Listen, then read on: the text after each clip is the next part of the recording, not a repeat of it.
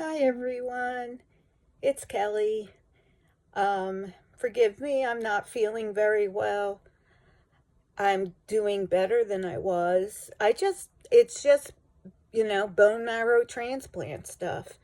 Basically, for people going through it, you need to be extremely careful with who you interact with and that you protect yourself with PPE because even a common cold, so someone could have like a common cold virus and they're carrying it around with them, and because they fought off that common cold before, it's not bothering them at all and they feel 100% healthy, and you can get that germ.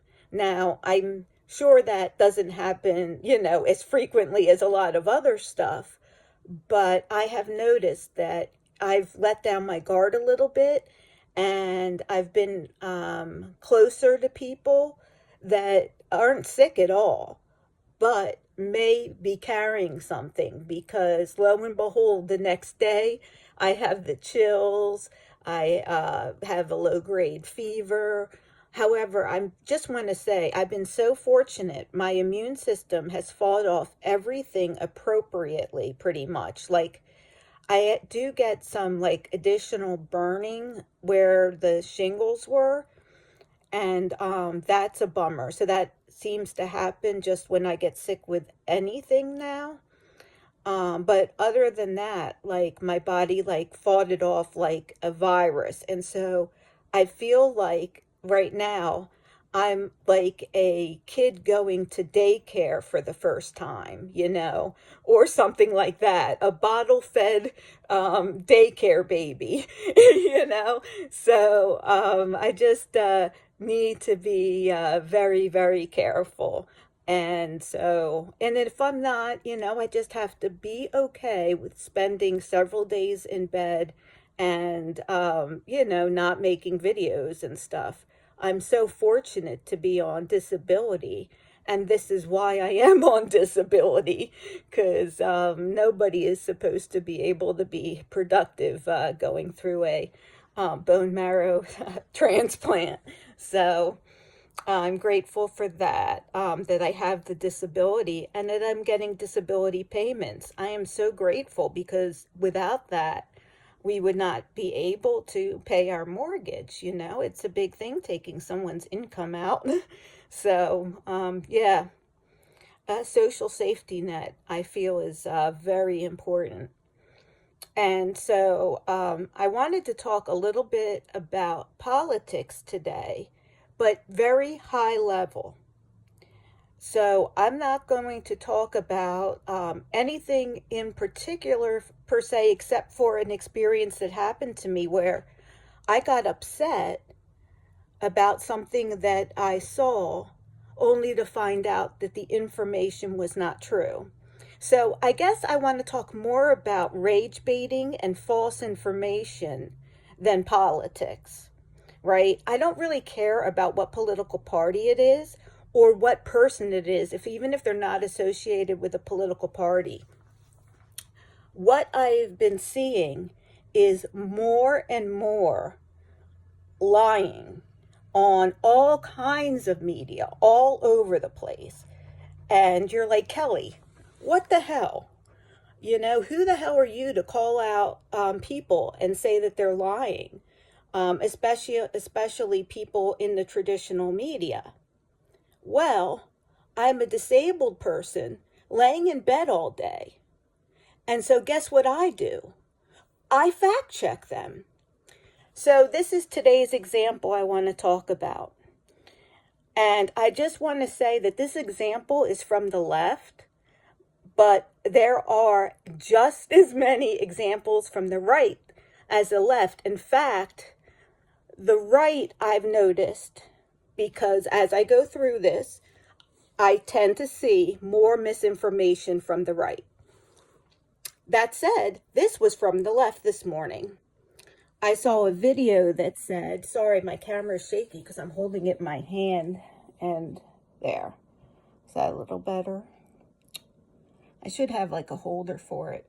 Anyway, I saw a video today and it outraged me. That's why my hand started shaking when I was holding the camera, because it said that West Virginia had passed a law that allowed people to inspect children's genitals to determine their sex. And I was like, what? What is that and what is going on? Now, I was like, okay, so he states the bill. He says, this is West Virginia Bill 456. So it's WVSB.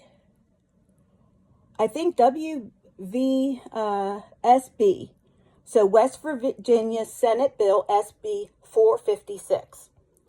So I went and I read that bill online. I was so upset. I was like, how could they do that? Well, guess what? The bill says the exact opposite. It says that gender will be determined on the basis of birth certificate, and that no child should ever be examined. Now, you may be for or against that for different reasons. And I'm not talking about, whether we should allow for changes in birth certificates or changes in gender or anything like that. I'm not bringing anything of that up. What I'm bringing up is what was said was with the opposite of what the bill said. So then I thought, well, maybe I'm missing something. Who knows? I have brain fog from the medications I'm on, which is part of the reason why I'm on disability, in addition to the fatigue. So I'm like, I probably am reading it wrong or something. Doubting myself. So I went and I said to ChatGPT, please review West Virginia Senate Bill 456 and tell me what it says in regards to people being able to inspect children's genitalia. And ChatGPT came back and said the bill explicitly prohibits it. Prohibits. So, while there are probably things in the bill that I would get upset with, I actually was skimming it for that, so I didn't read the whole thing. I was a little intellectually lazy. I will go back and look to see if there's other things to be upset about in that bill. And I have to see what they're saying about if they allow the birth certificate to get changed or updated or different things like that. I didn't look at that. I don't know. I don't know the ins and outs. I also find that I don't always know all of the ramifications of things. And so I will go to people who are directly impacted by a bill and ask them. And I find that that's the best way to find out, as long as there's someone who is well informed. Because what I'm finding is more and more people are so ill informed. And what is scary is that these people are voting and making decisions. Yeah. So I am concerned about the state of things. I feel like so many people in this country have forgotten the basics, like how you research something, how to fact check something, how to look something up. They don't seem to have a memory. Like, for example, if somebody says something one day, but then says something different another day, they don't seem to remember the previous thing and not call them on it. That's something that why I stopped watching the news on TV, is because every day they would just say whatever the hell they wanted to say, and it was like nobody would call them on what they said yesterday and said what happened, So yeah, I guess this is a little bit of a rant video, but my husband can't be the only one I talk to, and I think this is important to get out there. I think it is important for people to start checking information before they do anything. They need to cross-verify. Once you have a source that you get information from that you know is 100% good, maybe you can let that slide some. Like, I watched the I Had It podcast, and I find that those ladies, because I think one's a lawyer and one's an interior designer, and they're very particular and they fact check everything they put up. So I've fact checked them a little less, but you really need to fact check everything now to make sure that you're putting your energy and fighting for the right things. So what is real is that there's still blocks in some funding in USAID.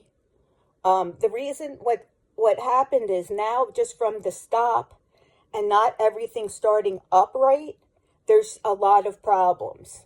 And so but it's not as bad as it was, because a lot of the programs have been reinstated by lawsuits and judges.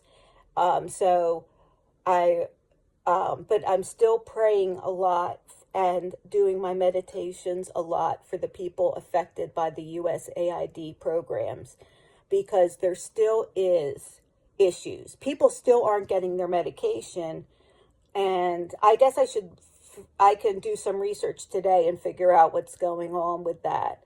But I just saw an article yesterday where they quoted a woman in South Africa who wasn't getting her AIDS meds. So it's just, you don't know, like, everything is changing so fast now.